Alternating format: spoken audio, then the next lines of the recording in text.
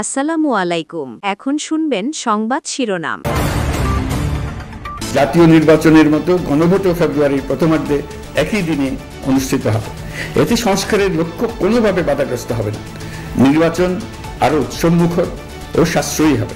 একই দিনে হবে সংসদ নির্বাচন এবং গণভোট। ভোটের অনুপাতে উচ্চকক্ষ গঠন, সনদ বাস্তবায়ন আদেশের আলাদা আলাদা বিষয়ে আপত্তি দলগুলো। জুলাই জাতীয় সনদের স্বাক্ষরিত সনদের লঙ্ঘন করেছে। একই দিনে গণভোট এবং জাতীয় নির্বাচনের ঘোষণায় জনগণের আকাঙ্ক্ষা পূর্ণ হয়নি। ট্রাইব্যুনালে জুলাই গণহত্যা মামলার প্রথম রায় আগামী সোমবার। শেখ হাসিনার সর্বোচ্চ সাজার আশা প্রসিকিউশনের বিচারে প্রভাব ফেলবে না কোনো কর্মসূচি। আশা করছি ইনশাআল্লাহ 17 নভেম্বর আদালত তার সুবিবেচনা, তার প্রজ্ঞা প্রয়োগ করবেন, একটি সঠিক রায়ের মাধ্যমে বাংলাদেশে সংগঠিত মানবতা বিরোধী অপরাধের একটা ইতি ঘটাবেন।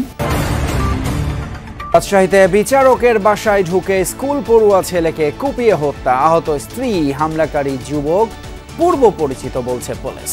স্যারের ওয়াইফও বাঁচানোর জন্য ছেলেকে বাঁচানোর আগে গেছে, ওনাকেও স্টেপ করেছে। উনিও সিরিয়াস ইনজুর্ড, উনি ওটিতে আছেন বর্তমানে। ওনার অবস্থাও খুব একটা ভালো না। ওই ছেলের নামে একটা জিডি ছিল সিলেটে, ওই জিডির মারুপাতে খুঁজতে খুঁজতে স্যারের বাসায় আক্রমণ করছে। নির্বাচন সামনে রেখে রাজনৈতিক দলগুলোর সাথে ইসির ধারাবাহিক সংলাপ শুরু। পোস্টারের ছড়াছড়িতে সিইসির ক্ষোভ, দ্রুত সরানোর নির্দেশনা। আসসালামু আলাইকুম। এতক্ষণ শুনছিলেন সংবাদ শিরোনাম, এখন শুনবেন বিস্তারিত। ফেব্রুয়ারির প্রথমার্ধেই অনুষ্ঠিত হবে সংসদ নির্বাচন এবং একই দিন গণভোট।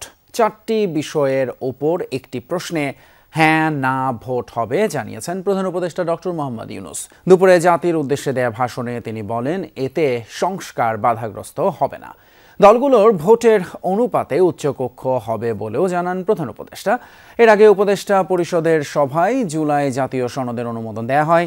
এর পরপরই সেটির গেজেট প্রকাশ করা হয়। জুলাই সনদে রাজনৈতিক দলগুলোর স্বাক্ষরের পর আলোচনায় আসে এর বাস্তবায়ন প্রক্রিয়া নিয়ে। সংসদ নির্বাচনের দিন নাকি নির্বাচনের আগেই গণভোট, এ নিয়ে মতানৈক্য তৈরি হয় প্রধান রাজনৈতিক দলগুলোর মধ্যে। এমন পরিস্থিতিতে এ বিষয়ে সিদ্ধান্ত নেবেন প্রধান উপদেষ্টা নিজেই। বৃহস্পতিবার উপদেষ্টা পরিষদের বৈঠক শেষে জাতির উদ্দেশ্যে ভাষণ দেন প্রধান উপদেষ্টা ডক্টর মোহাম্মদ ইউনূস।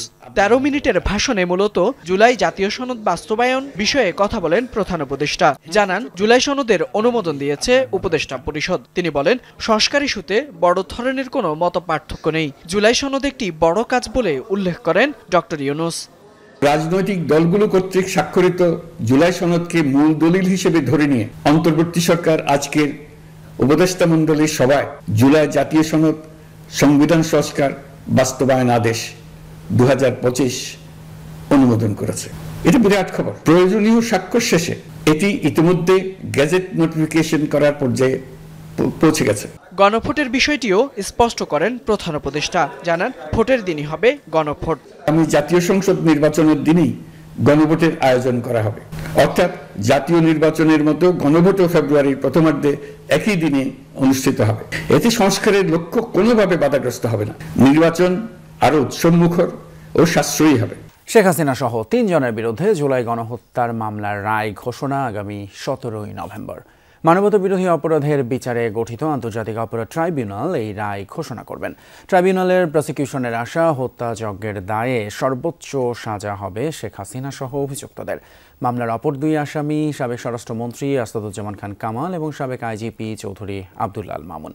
রাষ্ট্রপক্ষের আইনজীবীর প্রত্যাশা, মামলা থেকে খালাস পাবেন আসামি। 2024 সালের জুলাই আগস্টে দেশে যা ঘটেছে, দেশবাসী এমনকি বিশ্ববাসীও দেখেছে, ভিডিও ফুটেজে। 5 আগস্ট শেখ হাসিনা পালিয়ে গেলে অন্যতম দাবি হয়ে ওঠে হত্যাযজ্ঞের বিচার। কয়েকদিনের মধ্যেই শুরু হয় মানবতা বিরোধী অপরাধের বিচার প্রক্রিয়া। অভিযোগ গঠনের পর 3 মাস ধরে চলে সাক্ষ্য, যুক্তিতর্ক ও পাল্টা যুক্তি উপস্থাপন। সব আইনি প্রক্রিয়া শেষে বৃহস্পতিবার ঘোষণা হলো পলাতক আসামি শেখ হাসিনার মামলার রায়ের দিন। বেলা 12টার কিছু পর বসেন ট্রাইব্যুনাল। এজলাসে হাজির করা হয় মামলার একমাত্র গ্রেপ্তার আসামি ও রাজসাক্ষী চৌধুরী আব্দুল্লাল মামুনকে। প্রসিকিউশন রাষ্ট্রনিযুক্ত আসামিপক্ষ ছিলেন রায়ের তারিখ ঘোষণার সময়। জনাকীর্ণ এজলাসে ট্রাইব্যুনাল 1-এর চেয়ারম্যান গোলাম মর্তুজা মজুমদার ঘোষণা করেন, 17 নভেম্বর সোমবার ঘোষণা হবে রায়। এটি জুলাই অভ্যুত্থানে হত্যাযজ্ঞের দ্বিতীয় মামলা।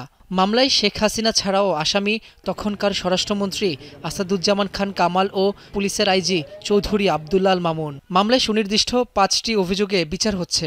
জুলাই আন্দোলনের সময় গণভবনের সংবাদ সম্মেলনে শেখ হাসিনার উস্কানিমূলক বক্তব্য, হেলিকপ্টার, ড্রোন ও প্রাণঘাতী অস্ত্র ব্যবহার করে আন্দোলনকারীদের নির্মূল করার নির্দেশ, রংপুরে আবু সাইদকে গুলি করে হত্যা, রাজধানীর চানখারপুল এলাকায় 6 আন্দোলনকারীকে গুলি করে হত্যা এবং আশুলিয়ায় 6 মরদেহ পোড়ানোর নির্দেশও বাস্তবায়ন। মামলায় সাক্ষ্য দেন 54 জন। ট্রাইব্যুনালে উপস্থাপন করা হয় টেলিফোনে শেখ হাসিনার দেয়া হত্যার নির্দেশ। এর আগে ফোনালাপগুলো ফরেনসিক করার কথা জানায় প্রসিকিউশন। যারাই বাংলাদেশে যত শক্তিশালী হোক না কেন, যদি কেউ অপরাধ করে, মানবতাবিরোধী অপরাধ করে, তাদেরকে সঠিক পন্থায় বিচারের মুখোমুখি করা হবে। রাজশাহীতে বাসায় ঢুকে বিচারকের ছেলেকে ছুরিকাঘাতে হত্যা করা হয়েছে। হামলাকারীর আঘাতে গুরুতর আহত হয়েছেন বিচারকের স্ত্রী। প্রাথমিক তথ্যের ভিত্তিতে পুলিশ বলছে, ঘটনায় অভিযুক্ত হামলাকারী ওই বিচারকের পরিবারের পূর্ব পরিচিত। তার বিরুদ্ধে গত সপ্তাহে টাকা দাবি করা এবং হামলার হুমকির অভিযোগে পুলিশের কাছে জিডি করেছিলেন বিচারকের স্ত্রী। ঘটনাস্থল থেকে আটককৃত হামলাকারী যুবক হত্যার ঘটনার স্বীকার করেছেন বলেও জানিয়েছে পুলিশ। রাজশাহীর তেরোখাদিয়া ডাবতলা এলাকার পার্ক ভিউ নামের এই ভবনের 5ম তলায় থাকেন রাজশাহী মহানগর দায়রা জজ আদালতের বিচারক আব্দুর রহমান। ভবনের নিরাপত্তা রক্ষীর ভাষ্য, পূর্ব পরিচিত বলে বৃহস্পতিবার দুপুরে বিচারকের বাড়িতে আসেন লিমন মিয়া নামের এক যুবক। বিকেল 3:30টার দিকে 5ম তলা থেকে চিৎকার আর আহাজারি শোনা গেলে ছুটে যান প্রতিবেশীরা। ঘরে রক্তাক্ত অবস্থায় পাওয়া যায় বিচারকের 9ম শ্রেণীতে পড়ুয়া ছেলে তাওসিফ রহমান ও স্ত্রী তাসমিন নাহারকে। পাশে আহত অবস্থায় পাওয়া যায় লিমন নামের যুবককেও। পুলিশে খবর দিতে যাচ্ছিল, পরে ওনাকে আমি হাতে স্টেপ দিয়ে ফলকাটা চাকু দিয়ে একটা, পরে এটার পরে ওনার ছেলে আসছে, ওনার ছেলে আসি যখন শুরু করে দিই তখন মনে ওনাকে আর একটা মারছি, ওনার লুসিকে। এরপরে ওনার ছেলে যখন আমাকে চাকুটা পড়েই গেছে, ওনার ছেলে যখন আমাকে মারা শুরু করতো তখন হাত দিয়ে প্রোটেক্ট দেয়, 2 হাত দিয়ে প্রোটেক্ট দিয়ে যখন উনি পারি নাই, তখন আমি 2 হাত দিয়ে পারি নাই, তখন ওনার ছেলের আমি পায়ে কামড় দিছি।